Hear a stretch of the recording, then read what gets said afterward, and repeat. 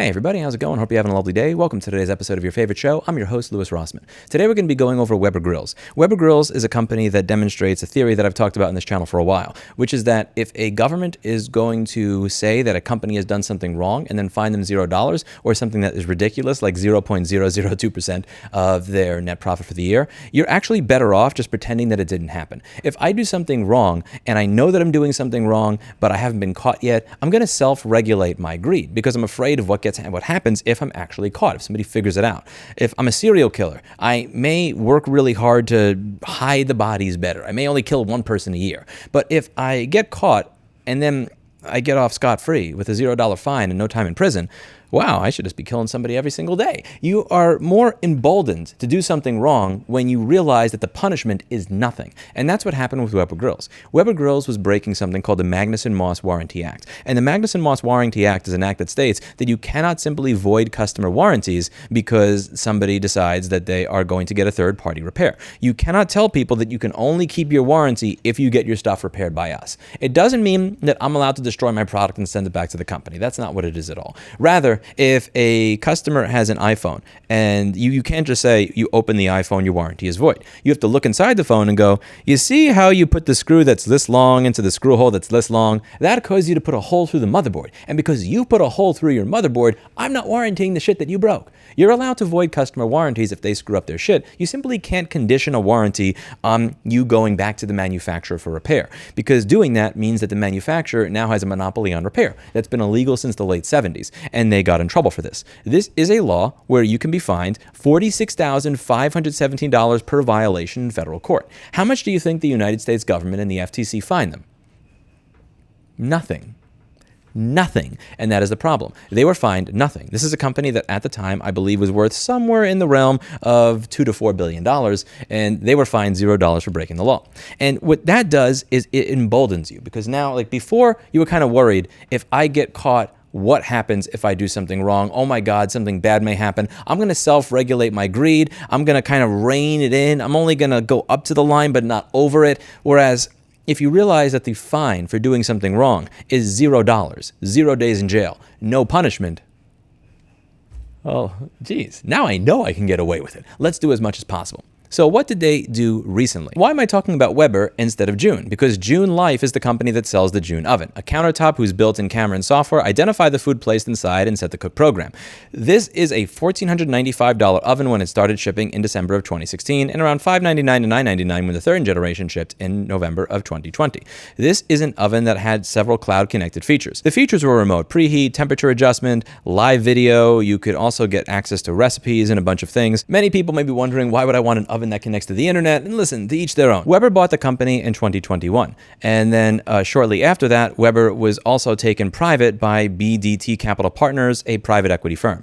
And after that happened, they sent out a notice to everybody that owns this particular product saying that it's not really going to work anymore. What is happening to the June app? The June mobile app will be discontinued and no longer be supported. As part of this transition, app-based features and cloud-connected services will no longer be available. Weber continuously evaluates how to best invest in future products, technologies, and cooking experiences for consumers.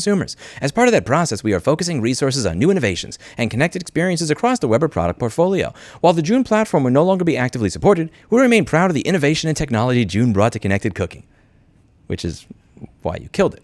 We have a bounty program at Fulu Foundation where we will sometimes announce bounties if people are able to figure out a way to bring back access to something that a manufacturer has bricked. We've done this for the Nest Learning Thermostat. We have done this for the Future Home series of home connected products. And we've also done it for the Echelon exercise bike family. This is one of those things where I'd be interested in thinking about doing something here, but I want to try leading with a different approach this time. We here at Fulu Foundation want to try and see what happens when we actually ask nicely.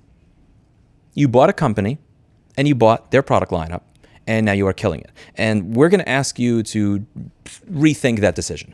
I'm not going to say exactly what it is we're asking for. Maybe it's open sourcing the firmware and the software utilized on these products so that people can come up with Home Assistant integrations and come up with their own application since you no longer sell the product and no longer support it.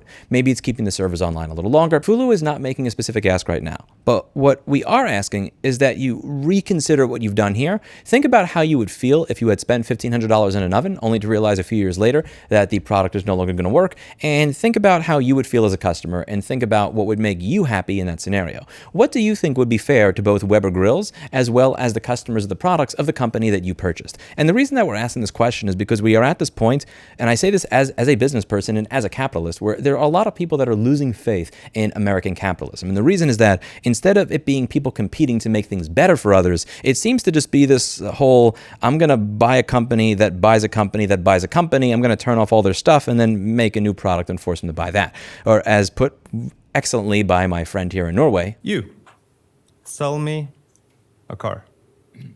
Well, it's great. Sold. I'll buy your car. Now what? I don't have any more money. You have me in the palm of your hand. You can crush me. So what do? Updates. Radio, premium feature. Heating, premium feature. Now I have a shitty car and I can't afford a new one. But what I can afford is a small monthly payment. And this is making it really difficult to sell that idea of innovation to the next generation. I am a capitalist. I started my company from nothing because the company that I was working for at the time was a company that just seemed somewhat disingenuous and dishonest, and I didn't want to be a part of that. I lived in an apartment that was filled with termites simply because I wanted to try and offer something cool on my own. And I did. I competed with other businesses. I tried to offer better products and services, and I was able to grow. And when I needed new employees, I noticed that some of these same businesses that were providing, in my opinion, dishonest service to consumers were also being very stingy with their own employees. I would go up to people that were making $10 to $17 an hour and say, would you like $20 to $30 an hour and twice the vacation days that you had before? And 14 years ago, that was a great argument, and it allowed me to get good employees. I was able to increase people's wages. I was able to lower the prices customer paid and improve their experience through free market capitalism. And I love free market capitalism. However, the problem that we've had over and over again is that there's this thing that happens where people don't really seem very good at regulating their greed. I am greedy like anybody else, but I try to regulate it to an extent. I'm not an angel, I'm not a great guy, but at the same time, I also don't think that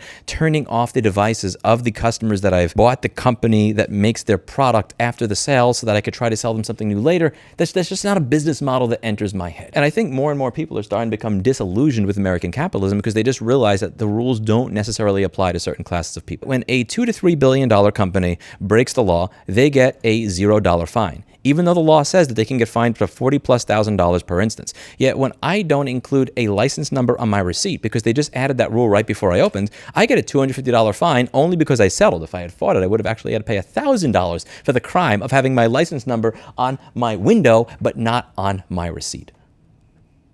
When my company had $1,500 in the bank, I was held to a higher standard than a company that was worth $3 billion.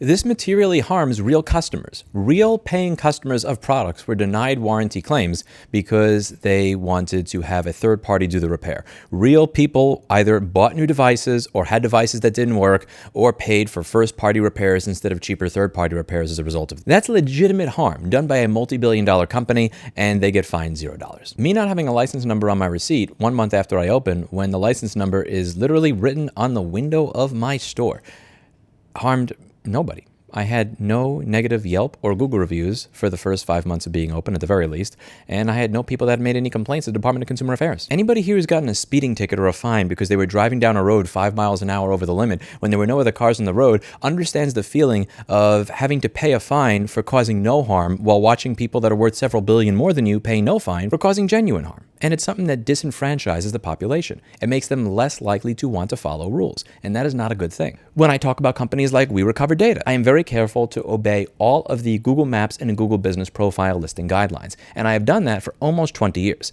However, you have other companies that will blatantly disregard those Google Maps guidelines. Google Business Profile guidelines say that if you have a virtual office that is not staffed by your customers, you cannot have a business listing. And I have followed that in spite of the fact that if I had opened 40 or 60 virtual offices around the country, I'd likely have a lot more business. There are other companies like We Recover Data that, in my opinion, violate these guidelines with dozens of listings that you can even see here confirmed by people have no staff on site that actually does data recovery. And I have never even I've never even clicked the report button on any of these listings because I, like many people in my audience, are so black-pilled in certain areas that we understand that the rules apply differently to different groups of people. And we've seen it happen over and over and over again.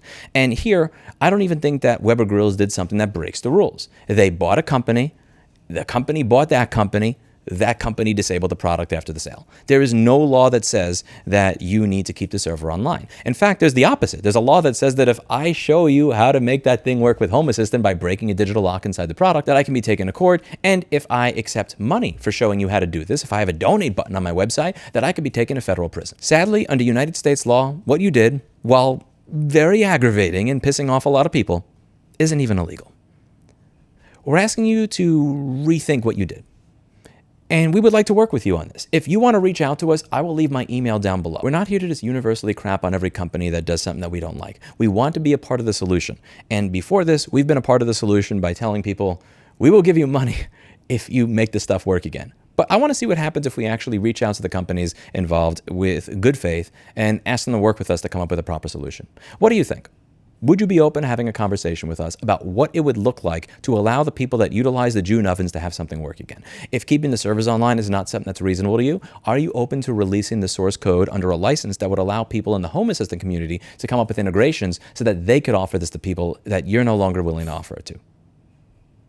My email is down below. This is not an email offered as a joke. It is not offered as a dunk. It is not offered because I'm trying to screw with you. It is offered because we are genuinely interested in working with companies to try and be a part of the change that we want to see in the world. So before we start talking with the team about what the terms of a bounty should look like, are you open to having a conversation with us? Do you want to be the company that is known for changing the course of the cynicism that people have in American capitalism? Or do you want to be a part of why so many people across the country just want to do a table flip altogether and say, fuck this, let's start from scratch? Let me know what you think in the comments down below. That's it for today. And as always, I hope you learned something. I'll see you in the next video. Bye now.